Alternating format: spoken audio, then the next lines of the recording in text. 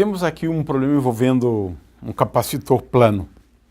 Já disse que nós tratamos o capacitor plano como constituído de placas infinitas. É uma aproximação para a gente desprezar efeitos de borda, não? De forma que nós temos cargas distribuídas ao longo de dois planos, né? Vamos imaginar que as cargas elétricas distribuídas e sobre esta primeira superfície, essas cargas sejam positivas. Então aqui eu tenho uma densidade de carga sigma e na outra placa ou na outra armadura eu tenho uma distribuição de cargas negativas, né? Em módulo igual a sigma. Portanto, sigma é um dado do problema. E agora eu tenho aqui este capacitor de tal forma que as armaduras estejam separadas por uma distância d, e eu insiro aqui um material dielétrico, uma lâmina apenas, né, com constante dielétrica K. Ora, isto aqui faz com que eu tenha que analisar este problema levando em conta três regiões, na verdade. Três regiões, né? A primeira região, então vamos chamar de região 1, é esta que está indicada aqui, região 1.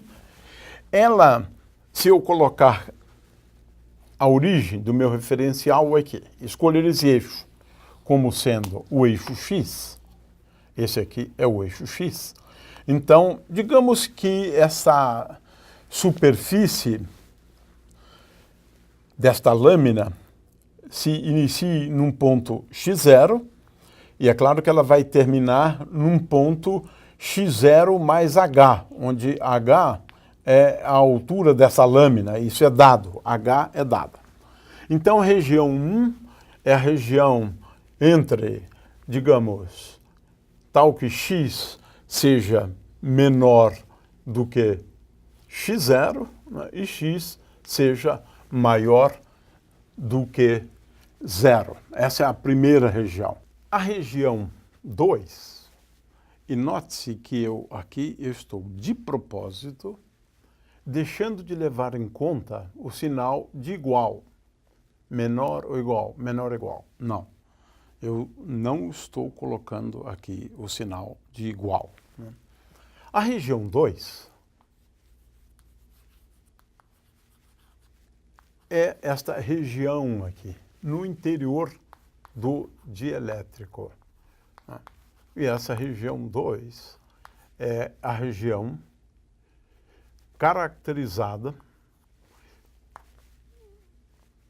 pelo fato de ter um dielétrico de constante dielétrica K. É claro que, em termos da coordenada x, essa região pode ser especificada pela condição x ser maior do que x0 e menor do que x0 mais h. Ou seja, o dielétrico termina aqui, em x0 mais h, uma vez que ele tem uma altura h. A região 3 é esta região aqui, ela pode ser caracterizada pela condição x maior do que x0 mais h e menor do que d. É claro que eu tenho três regiões, mas entre as placas do capacitor eu tenho uma outra região que seria a região fora. Então, poderíamos até denominar essa região, né, de região 4, né? Região 4 é fora, fora. Ou seja, x menor do que 0 e x maior do que d. Então, fica apenas a região fora. Muito bem. Do capacitor de placas paralelas, né? Muito bem, vamos então, primeiramente, determinar o vetor deslocamento, né? O vetor deslocamento, ele será escrito como sendo igual a D vezes I. E isto aqui vale para qualquer região. Eu vou poder escrever assim, né? Como temos 3 regiões, né? Em princípio, eu deveria ter D1 para a região 1, D2 para a região 2 e D3 para a região 3. Ocorre que D só leva em conta simplesmente na hora de calcular o vetor D, a gente ignora a polarização, a gente ignora o dielétrico. É isso. Ignora a presença do dielétrico. Então, o resultado é o mesmo. Retirando esse dielétrico ou colocando o dielétrico, o D é o mesmo. Consequentemente, eu posso escrever que D1 é igual a D2 é igual a D3. Ou seja, em cada uma das regiões, D é o mesmo.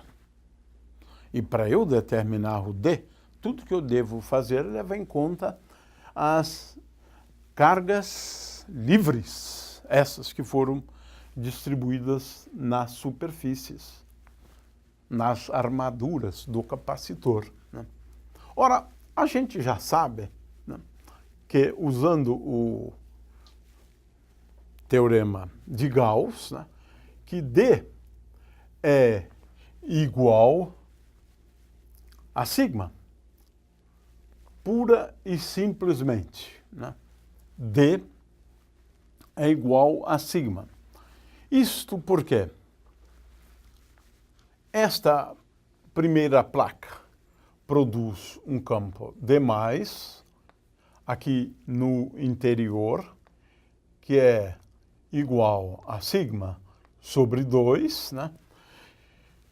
E ainda no interior, essa distribuição de cargas negativas produz um campo D-, estou falando aqui da componente, que é igual a sigma sobre 2. Então, D é a soma dos campos resultantes dessa distribuição de cargas, né? E esta distribuição de cargas é a soma das duas contribuições, tá? Portanto, D1 igual a D2 igual a D3 igual a D, portanto, comum, onde D é igual a sigma. Usamos aqui o teorema de Gauss para determinar D. E com respeito ao campo elétrico? Bom, o campo elétrico vai poder sempre ser escrito de uma forma semelhante àquela. No entanto, é importante entender que nós temos, em princípio, 3 campos distintos, né? E1, um campo E2, que é o campo E nesta região, esse é o campo E2. E um campo E3, um campo nesta outra região. Temos, portanto, em princípio, 3 campos elétricos, com valores distintos, né? Ora, na região E1, eu posso escrever que E1 é igual a epsilon, ou melhor, eu posso escrever que epsilon 1 vezes E1 é igual a D1 mais D1 é igual a D. ε1 na região 1, eu tenho vácuo. Portanto, na região 1, eu tenho que E1 é igual a D sobre ε0 e, consequentemente, igual a sigma sobre ε0 vezes I. Tenho aqui o campo elétrico na região 1. Ou seja, a componente X do campo elétrico é igual a sigma sobre ε0. Ora, o campo E2, por outro lado, a gente utiliza a mesma expressão. Lembrando que D é sempre o mesmo, só é que aqui eu vou colocar ε2 igual a D. D é o mesmo. No entanto, ε2 agora é igual a K vezes ε0. Consequentemente, E2, o campo elétrico na região 2, é igual a D dividido por epsilon, que é igual a sigma sobre K vezes ε0 vezes I. Aqui temos uma coisa bastante curiosa, que é a seguinte. O campo elétrico nesta região 2 aqui, ele é menor do que aqui. Menor do que... Eu estou imaginando que aqui tem vácuo, né? Pode ser o ar também. As constantes dielétricas dos dois meios não são muito diferentes, né? Então, olha só que coisa curiosa. Eu coloco aqui um dielétrico, esse dielétrico produz esse efeito. Olha, reduz. O que eu escrevi aqui, né, é o seguinte. E2 é igual a 1 sobre K E1. É isto. É isto. O campo aqui fica enfraquecido. 1 sobre K do campo que reina aqui, o campo elétrico. Aqui e aqui. Na verdade, vamos ver isso agora. E3, por outro lado, é igual a ε3, mas o ε3 é ε0. Porque eu tenho o vácuo ali. É igual a D, continua valendo esta relação. D o mesmo, sempre a gente já viu isso, né? D o mesmo. Né? Consequentemente, o E3 é igual a D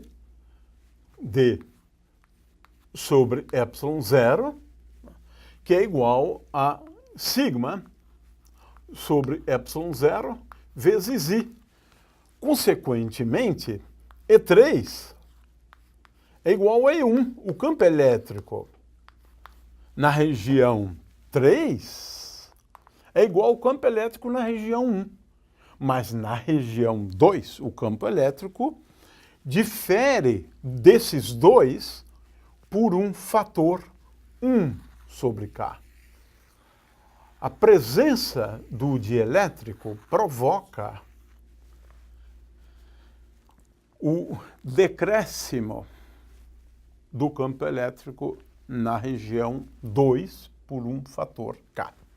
Como é que a gente pode entender isso? Bom, para isso, vamos calcular a polarização, ou vetor polarização, lembrando que D é igual a ε0 vezes E mais P, a gente conclui que o vetor de polarização é igual a epsilon menos ε0 vezes E. Essa é a expressão geral do vetor de polarização. Então vamos lá. O vetor de polarização na região 1, vamos designá-lo por P1. P1. Ora,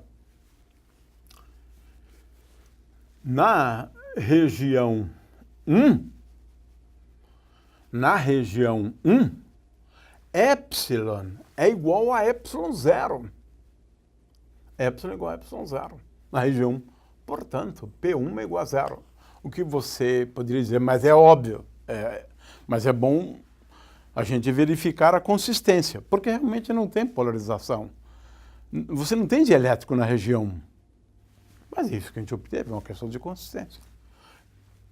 P2, é o P na região 2. Né? Ora, o P na região 2 é igual ao epsilon da região 2, que é epsilon, né? Menos epsilon zero, vezes o campo elétrico na região 2. Na região 2. Ora, nós já sabemos que o campo elétrico na região 2 é dado por essa expressão, portanto, P2 é igual a epsilon menos epsilon zero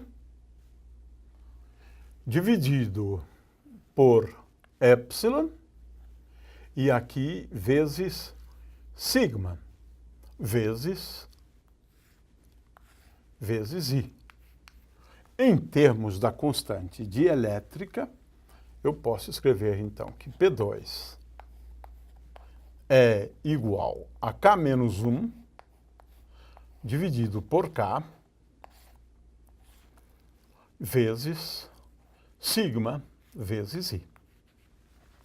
Finalmente, o vetor polarização na região 3. O vetor de polarização na região 3, a gente pode olhar para essa expressão, epsilon igual a epsilon zero, P3 é igual a zero. Ou seja, como era de se esperar, você tem um vetor de polarização apenas na região 2, que é a região que tem o dielétrico. E essa polarização é dada por esta expressão aqui. Muito bem, só nos resta agora determinar as cargas de polarização, as densidades de cargas de polarização. Então, vamos determiná-las. Eu tenho duas densidades superficiais de cargas de polarização, já que essa polarização é uniforme. Em primeiro lugar, ρP é igual a zero.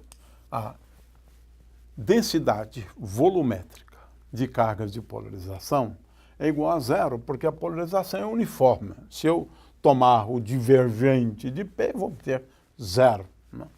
Portanto, não tem cargas de polarização distribuídas nesse meio dielétrico. Mas eu tenho cargas superficiais. Eu tenho duas superfícies ali. Né? Então, vamos chamar esta primeira superfície de 1. Né? Essa superfície 1 é esta superfície aqui. Essa é a superfície 1. E essa aqui é a superfície 2. Só para lembrar. Então, esta é a superfície 2. Esta aqui é a superfície 1. Muito bem.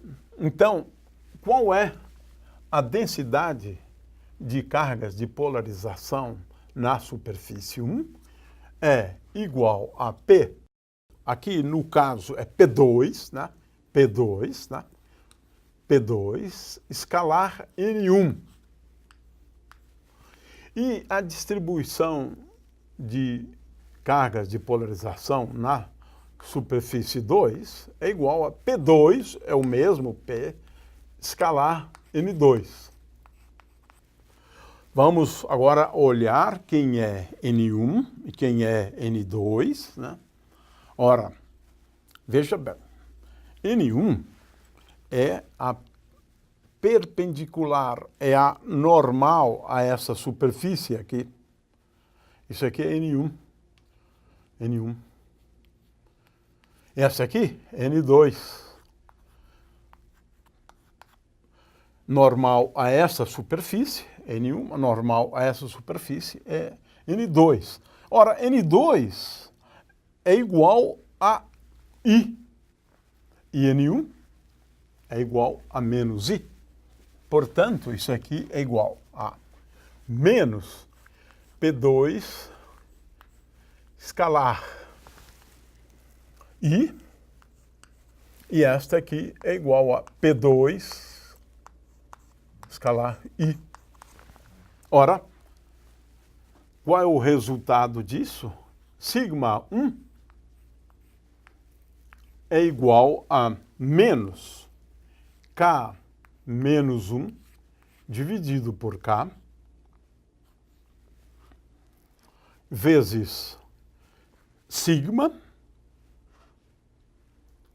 E na outra tenho uma distribuição de carga superficial que é igual a K menos 1 sobre K, porque tenho aqui P2 escalar I, sobre K, vezes sigma. O que é uma questão que a gente já sabe, é que como a soma das cargas de polarização é igual a zero, então no caso aqui, a gente vê que essas duas densidades são tais que sigma 1 mais sigma 2 é igual a zero. E, curiosamente, o que nós temos? Cargas negativas nessa superfície.